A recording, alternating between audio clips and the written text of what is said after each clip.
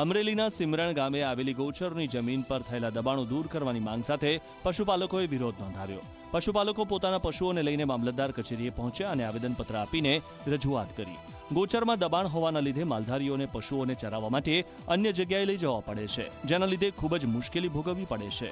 પશુપાલકોની માંગ છે કે સિમરણ ગામની ગોચર જમીન પરનું દબાણ દૂર કરવામાં આવે।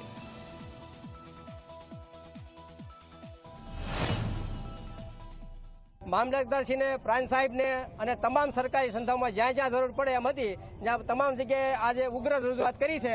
તમામ સમાજને સાથે રાખીને સિમરણ ગામ વતીને અને સાથે માલઢોર પણ લઈ આવ્યા છે।